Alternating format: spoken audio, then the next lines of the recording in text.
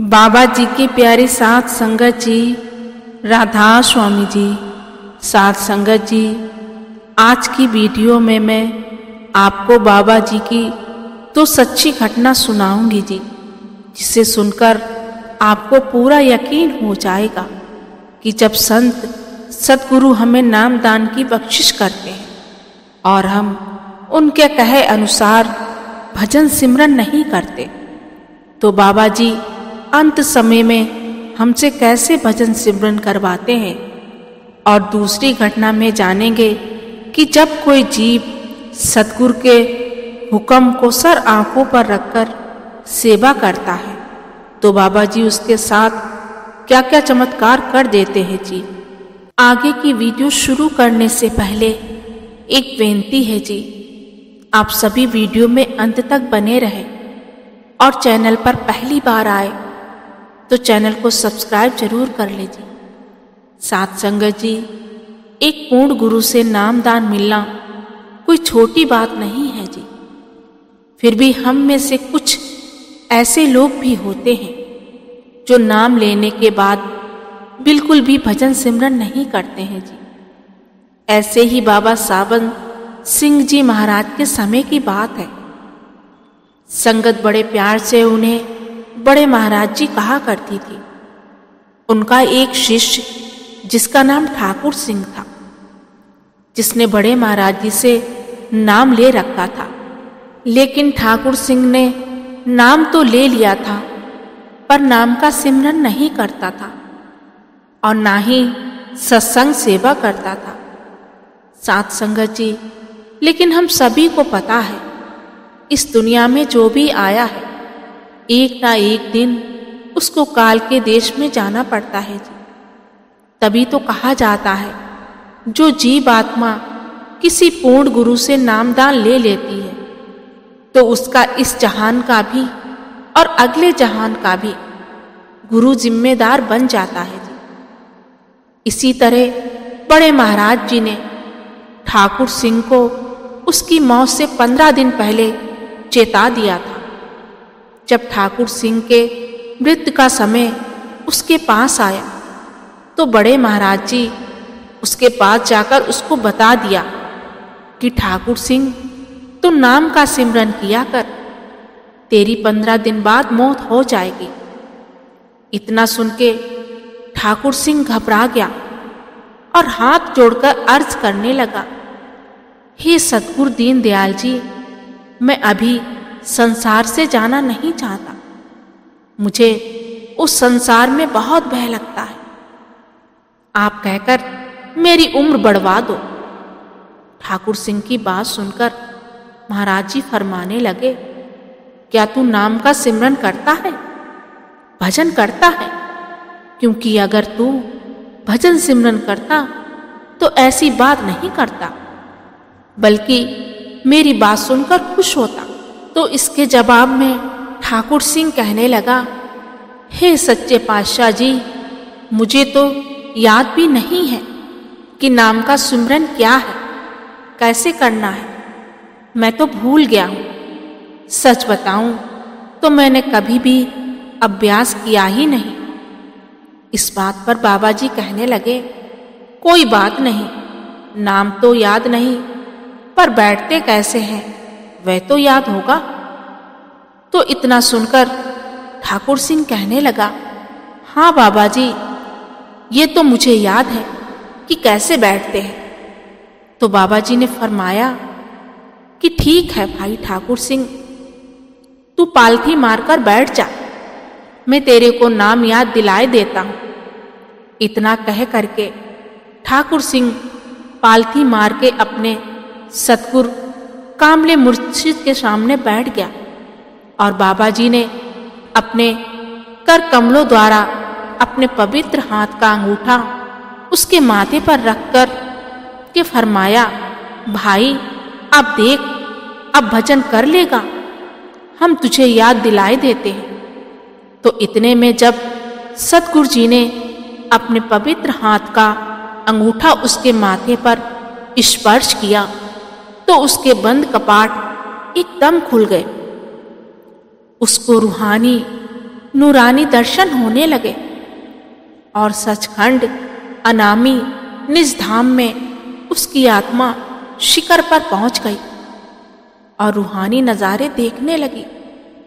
कुछ देर बाद बड़े महाराज जी ने उसकी रूह को वापस बुलाया और पूछा कि ठाकुर सिंह, तू कहता है कि मुझे मौत से डर लगता है, मैं इस संसार को छोड़कर नहीं जाना चाहता, लेकिन अब तू बता, तेरे को यहाँ पर ज्यादा सुख मिलता है या वहां पर ज्यादा सुख मिलता है?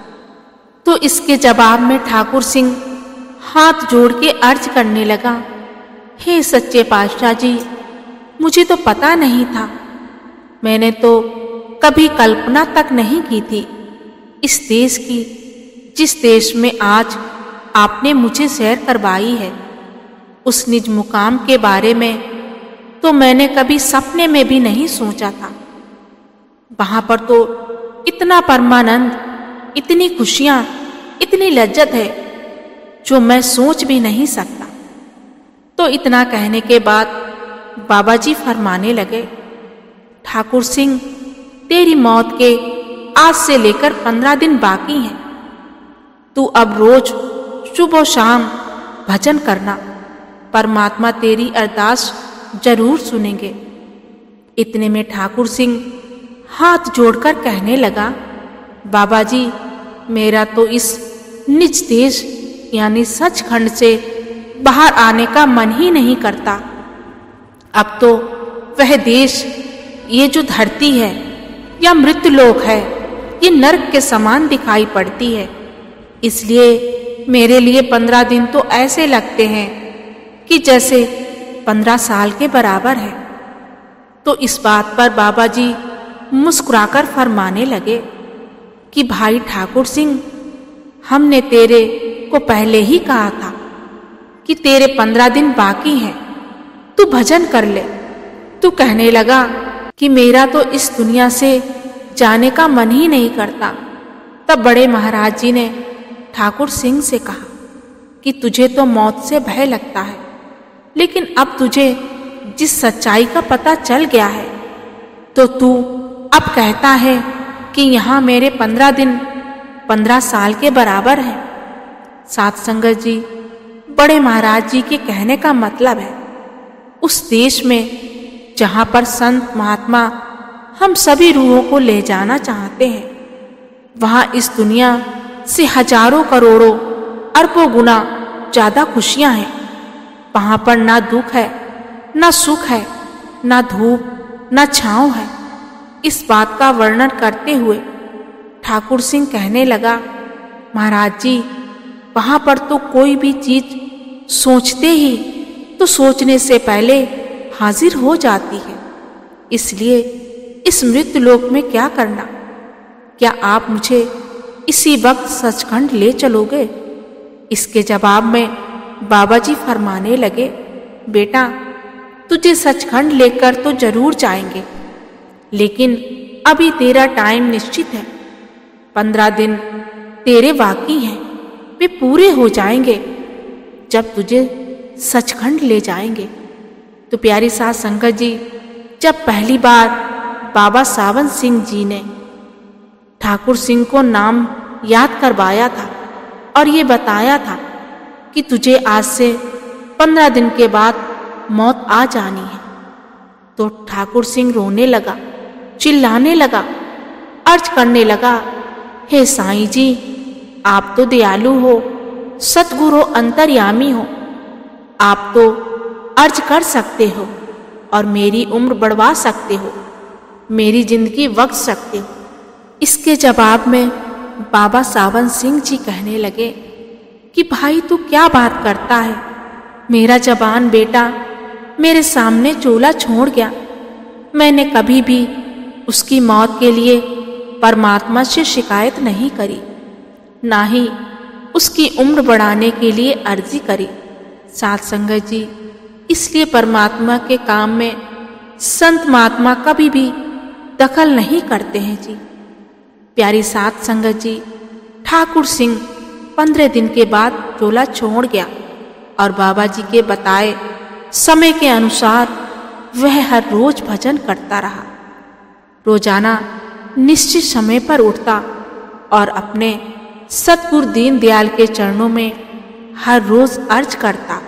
साथ संगत जी, यहाँ पर ये घटना सुनाने का मकसद सिर्फ इतना ही है कि हम सब इस मृत्यु लोक में पराये देश में आए हुए हैं जी, और यहाँ इस देश को, इस मृत्यु लोक को हम सभी अपना घर समझ के बैठ गए हैं और ये भूल गए हैं कि इस घर को छोड़कर हमें जाना है असली निज धाम, जो संतों का देश है, जिसे परम धाम सचखंड अनामी कहते हैं।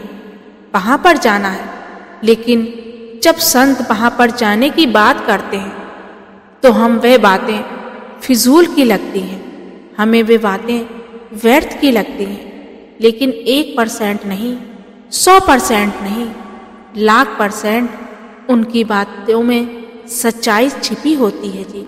इसलिए बाबा जी की प्यारी साथ संगत जी, हम सब तो पूर्ण गुरु के साथ जुड़ चुके हैं। हम सबको परम पिता को पाने का वे तरीका, वे गुरु का नाम जप मिल गया है। हम सबको चाहिए कि हम रोजाना उसका अभ्यास करें ताकि हमारी आत्मा के खाते में फल जमा हो और हमारी जिंदगी के काम आए। जीवन में हम परम पिता परमात्मा के दर्शनों के लायक बन सकें जी। साथ संगत जी, जब डेरे में बहुत कम संगत हुआ करती थी और जब डेरा भी ऐसा नहीं था, डेरे में जगह जगह पर घास फूस की झाड़ियां और जंगल था। जैसे किसी फूल की खिलने की शुरुआत हुई, तब एक बुजुर्ग बीबी डेरे आया करती और संगत की सेवा किया करती। वे बीबी बहुत प्रेम और प्यार से सेवा करती थी और उसका बाबा जी के वचनों में रहकर अपना तन मन सेवा में लगाती। उसका सेवा से इतना प्रेम था कि वे सेवा का मौका कभी नहीं छोड़ती थी। उसे जब भी सेवा का मौका मिलता तो उस मौके को कभी भी हाथ से जाने नहीं देती। अगर हम उसके जीवन की ओर देखते हैं तो हमें ऐसा लगता है जैसे उसने सारी उम्र सेवा ही की है। उसने सारी उम्र में डेरे में खूब सेवा की और तब संगत कम होने के कारण महाराज जी से भी आसानी से बात की जा सकती थी। महाराज जी से बातचीत करने में कोई रोक टोक नहीं थी, कोई परेशानी नहीं आती थी। उस बीबी को महाराज जी से बातचीत करना और उनसे मिलना बहुत अच्छा लगता था और बाबा जी भी उस बीबी को उसकी बातों का जवाब बड़े ही प्यार से देते और वो बीबी बाबा जी से बातें करने का कोई मौका नहीं छोड़ती। जब उस बीबी का अंतिम समय नजदीक आया तो बाबा जी ने उसके सपने में आकर उसे दर्शन दिए और कहा, ठीक 2 दिन बाद मैं तुम्हें लेकर जाऊंगा। ऐसा होने के बाद उस बीबी ने खिलखिलाकर हंसना शुरू कर दिया और वह बीबी खुशी से खिल उठी कि 2 दिन बाद बाबा जी मुझे लेने आएंगे। फिर अचानक से उसके मन में एक बात आई कि मैंने तो अपनी पूरी जिंदगी में कुछ पल सत्संग और सेवा में दिए हैं, भजन बंदगी तो मैंने की नहीं, क्या मुझे निज घर प्राप्त होगा? तो इस सवाल ने उसके मन में घर कर लिया। तो वे सुबह सुबह उठकर डेरे की ओर चल दी और वहां पहुंचकर उसने वही सवाल बाबा जी से पूछने का प्रण किया। उसने बाबा जी के पास पहुंचकर बाबा जी से प्रश्न किया, बाबा जी, आप मेरे सपने में मुझे दर्शन देने आए थे और मुझे ये बात बताकर गए थे कि ठीक 2 दिन बाद मैं तुमको लेने आऊंगा। फिर महाराज जी उस बीबी की तरफ गौर से देखते रहे और खिलखिला के हंसने लगे। आगे बोलो, आगे क्या प्रश्न है तुम्हारा? और बीबी ने कहा, बाबा जी, मेरे से तो सिर्फ सेवा ही हुई है, भजन बंदगी तो मैंने की ही नहीं। और बाबा जी ने हंसते हुए फरमाया कि जो मेरी संगत की सेवा करता है उसको तो मैं हर हाल में सचखंड लेकर जाऊंगा, और उससे भजन सिमरन कैसे करवाना है वो मैं अच्छे से जानता हूं। तुम आज घर जाकर भजन में बैठ जाना। और वे बीबी खुशी खुशी घर आ गई। थोड़े समय के लिए उसने अपने घर वालों से बात की और कहा, आज मुझे कोई तंग मत करना, आज मैं भजन सिमरन करूंगी और आज कोई भी मेरे कमरे के पास मत आना। और उस बीबी ने दरवाजे में अच्छे से कुंडी लगाकर भजन सिमरन स्टार्ट कर दिया। उसका भजन सिमरन में ऐसा दिल लगा कि सुबह से शाम हुई और शाम से रात। ये सब देखकर घर वाले हैरान हुए और हैरान होकर आपस में बातें करने लगे। वे डरने लगे। माँ जी ने उन्हें साफ मना किया था कि आज मैंने भजन सिमरन करना है, कोई भी मेरे दरवाजे के पास ना आए।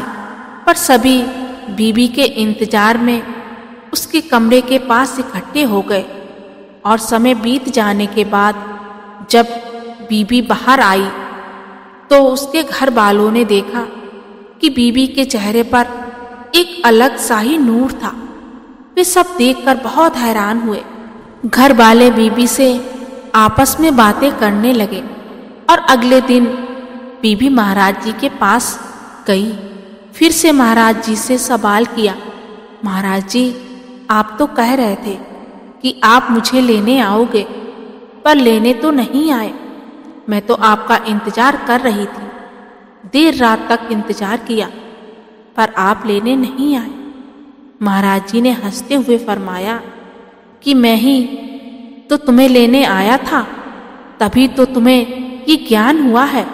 मैं ठीक तुम्हारे पीछे था कि तुम्हारे सफर में कोई दिक्कत ना आए, तुम्हें किसी मुसीबत का सामना ना करना पड़े। और बीबी, अब तो तुमने सब कुछ देख लिया है, तुम्हें सब ज्ञान हो गया है। अब तुमको किसी चीज का डर नहीं, अब तो तुम्हें मौत का डर नहीं रहा। कितने खुश दिल से अपनी मौत का इंतजार कर रही हो। कि बात सुनकर बीबी की आंखों में आंसू बहने लगे और उस बीबी को देखकर संगत की भी आंखों में आंसू आ गए। और फिर बाबा जी ने सभी संगत को यही उपदेश दिया कि अपनी भक्ति में, अपने सिमरन में और अपने भजन को ऐसा करो कि तुम्हें मौत का डर ना रहे। तुम जिंदगी और मौत को एक समान मानो। आज की वीडियो में बस इतना ही जी। इसी के साथ मैं आपसे विदा लेती हूँ। मिलते हैं अगली वीडियो में। अगर वीडियो पसंद आई हो तो वीडियो को ज़्यादा से ज़्यादा शेयर करें जी। और चैनल पर पहली बार आए तो चैनल को सब्सक्राइब जरूर कर लें जी। गुरु प्यारी साथ संगत जी, राधा स्वामी जी।